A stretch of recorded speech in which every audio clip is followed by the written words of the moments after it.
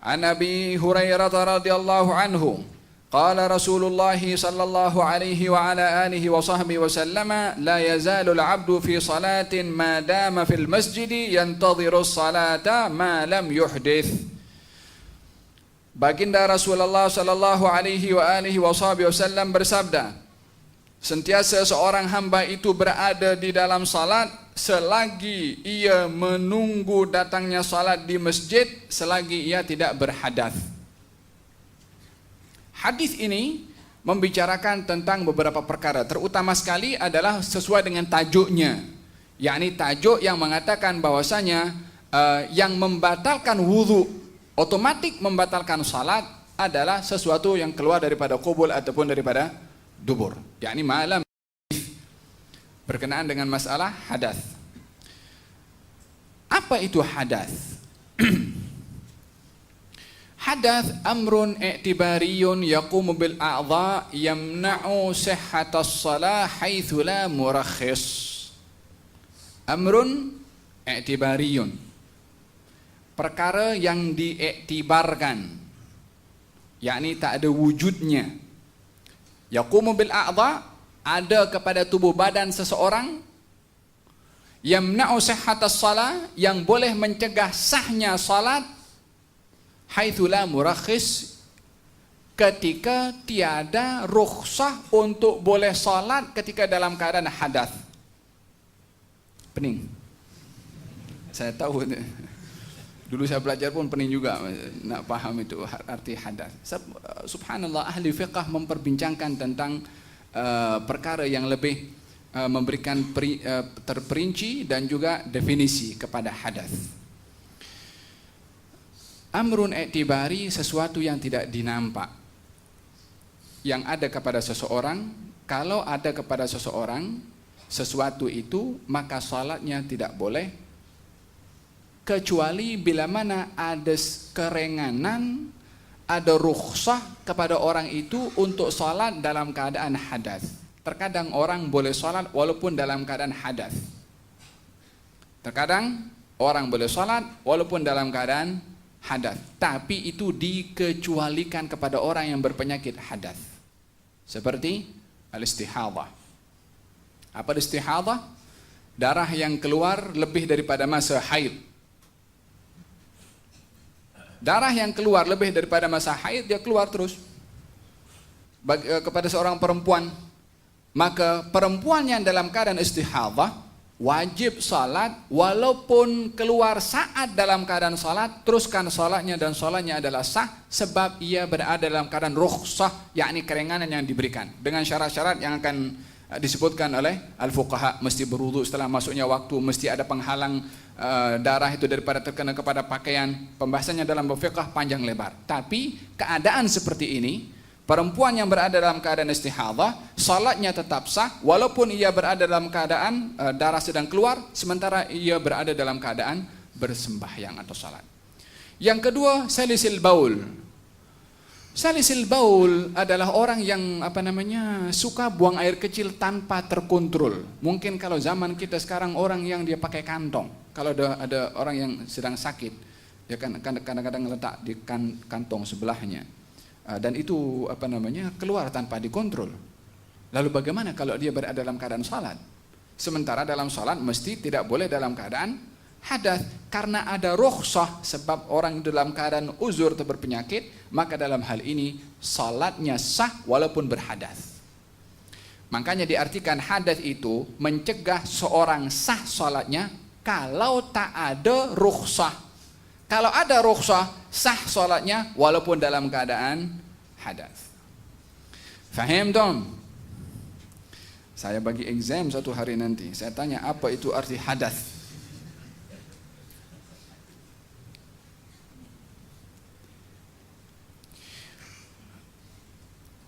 Daripada definisi hadas ini dan juga apa yang mesti dilakukan oleh orang yang berhadas, kita akan memahami bahwasanya agama ini tidak boleh difahami atau tidak boleh diukur dengan akal. Agama tidak boleh diukur dengan akal. Tetapi akal berusaha untuk memahami maksud agama, maksud hukum, maksud nas. Akal bukan menilai hukum. Akal adalah wasilah untuk memahami rahasia hukum. Yang kalau akal tak paham rahasia hukum, bukan hukum yang salah. Akalnya belum sampai untuk nak paham rahasia hukum. Kenapa saya cerita seperti ini? Kita sekarang kalau dalam keadaan hadas, baik itu buang angin. Apa yang kita lakukan untuk kita dalam keadaan berwudu membersihkan diri untuk salat? Maaf cakap, kita bersihkan tempat keluarnya angin itu atau kita berwudu? Kita berwudu, tak disentuh pun bahagian tempat keluarnya angin itu. Sayyidina Ali mengatakan, "Lau kana ad-dinu bil aqli." Kalau agama itu boleh diukur dengan akal, yakni akal menjadi neraca kepada agama. Berapa ramai orang yang tergelincir, khususnya orang-orang yang terlibat dalam liberal. Sekarang pun ada istilah Islam Nusantara, yakni nak mengakal-akalkan Islam.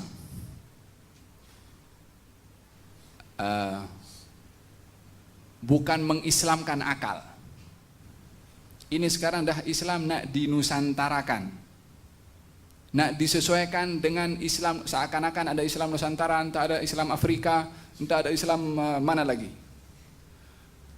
Bukan orang yang bercakap ini, bukan orang tak terpelajar. Hanya salahnya mereka meletakkan akal neraca kepada agama, sehingga menimbang agama dengan akal fikirannya.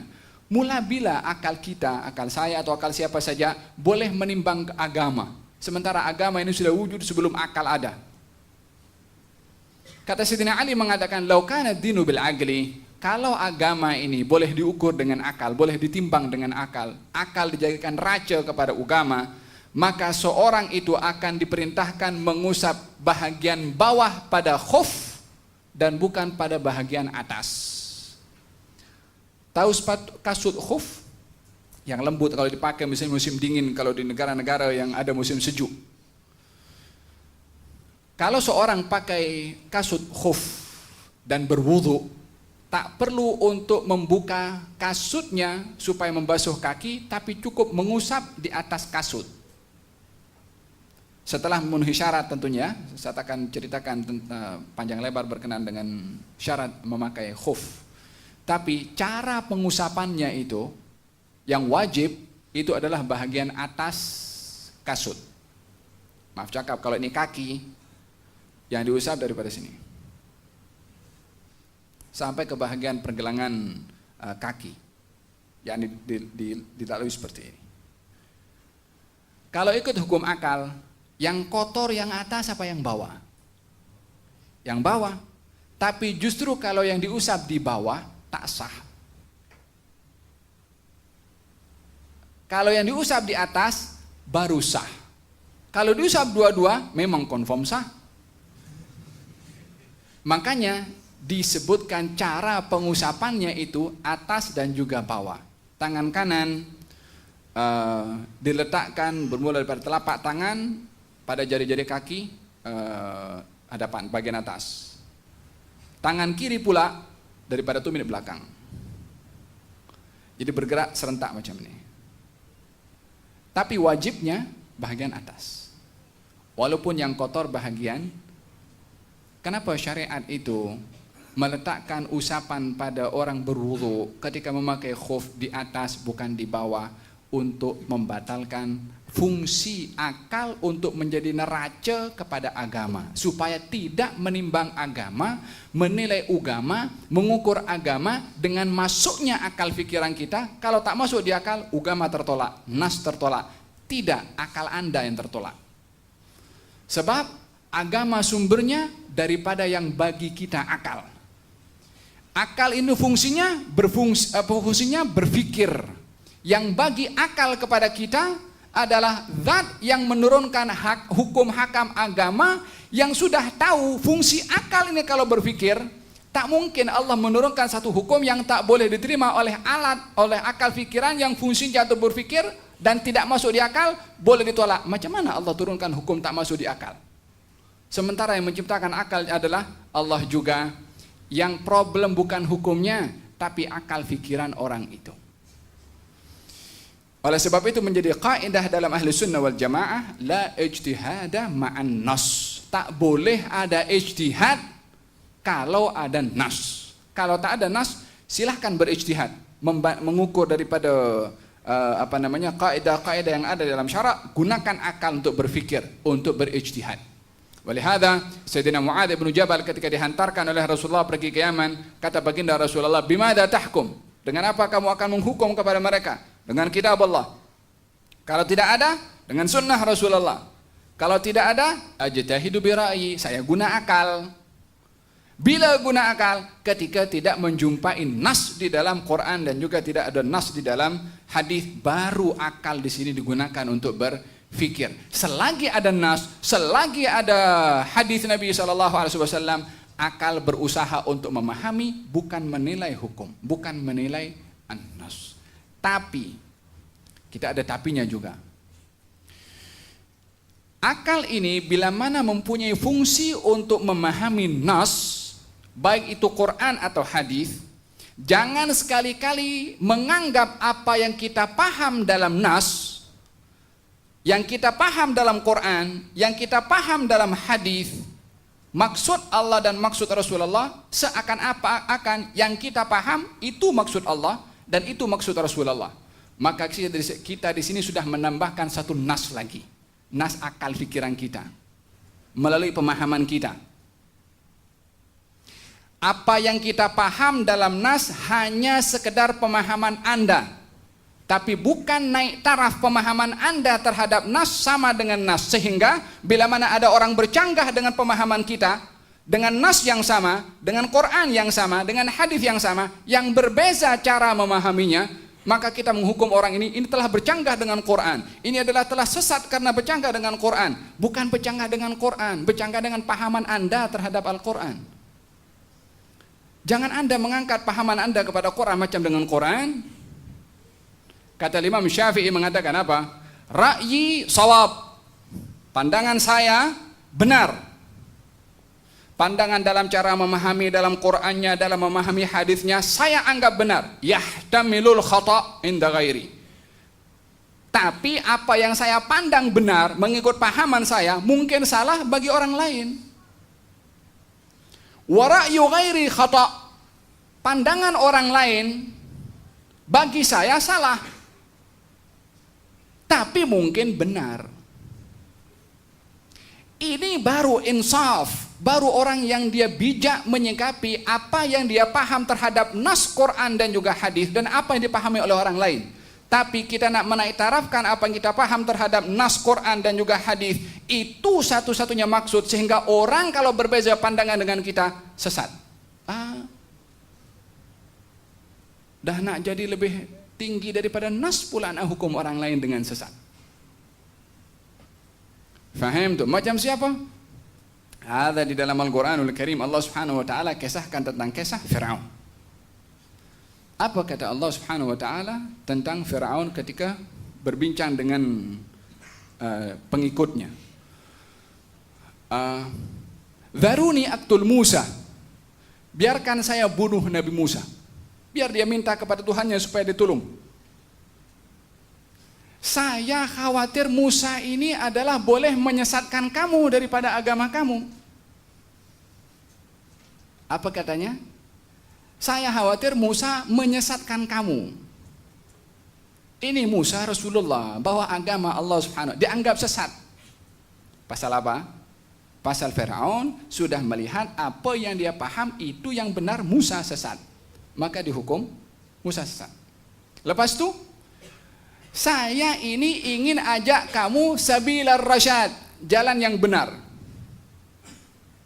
Yang bawa jalan benar dianggap sesat, yang sesat adalah menganggap dirinya benar. Apa kebenaran yang ada pada Firaun? Nak disembah. Dianggap satu agama yang benar. Nabi Musa yang membawa kepada sembahan agama Allah dianggap sesat. Dan apa falsafahnya Firaun? Ketika Firaun berbincang, bermusyawarah dengan dia punya anak buah tentang Nabi Musa yang akan dibunuh oleh Firaun, kata salah seorang pengikut Firaun yang dia beriman tapi disembunyikan, katanya mengatakan, kamu jangan bunuh Adakah kamu akan bunuh dia karena mengucap tiada Tuhan selain Allah subhanahu wa ta'ala, dan dia pun sudah mendatangkan bukti yang kalau kamu lakukan pembunuhan kepadanya, khawatir apa yang dijanjikan oleh orang itu, yaitu Musa, daripada hukuman akan kena kepada kamu. Biarkan saja. Kamu sudah mempunyai kuasa Mesir. Biarkan Musa pergi, sudah biarkan, jangan dibunuh. Kalau kamu biarkan, kamu masih selamat dengan kerajaan yang dipimpin oleh Firaun. Itu nasihat daripada penasihatnya Firaun. Apa kata Firaun? Ma urikum illa ma ara. Tak ada pandangan lain kecuali yang aku pandang. Ini falsafah Firauniyah. Nah, apa yang dia pandang itu. Yang lain tak boleh berlawanan dengan Firaun. Ya Firaun, kepala otak engkau ini macam mana tak terima orang pandangan orang lain. Yang nak jadikan akal fikiran kamu itu untuk boleh menjadi rujukan kepada semua akal fikiran macam mana? Semua orang mempunyai kekuatan untuk berfikir. Memang tidak semua orang boleh diambil pandangannya. Tetapi untuk nak menutup orang lain mempunyai pandangan, ini adalah penodaan kepada fungsi akal untuk berfikir. Faham dong? Apa kata Firaun? Ma urikum illa ma ara. Saya tak boleh tunjukkan pandangan kepada kamu kecuali pandangan seorang saja, saya. Yang lain tak boleh. Faham dong?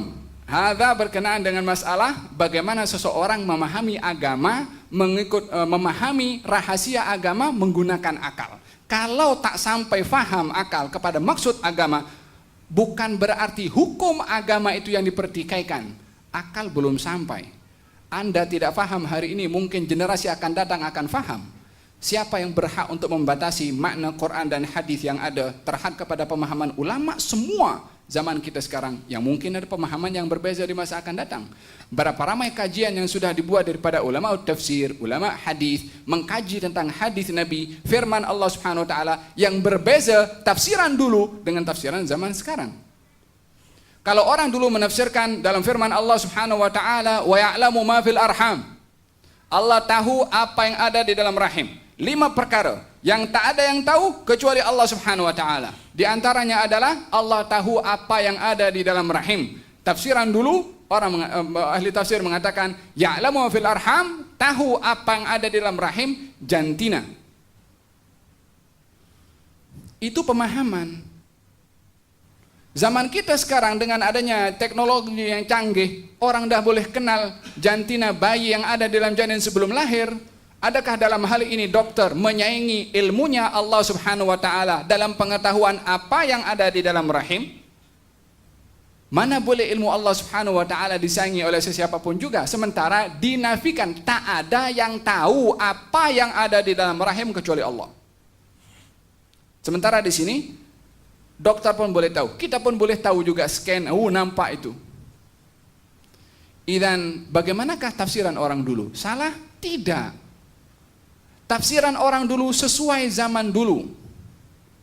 Tafsiran zaman sekarang, hal yang seperti itu tidak boleh untuk dipakai untuk ditafsirkan di zaman kita sekarang. Sebab zaman sekarang tafsiran itu penemuan baru membuktikan bahwasanya tafsiran itu tak sesuai untuk ditafsirkan zaman kita sekarang.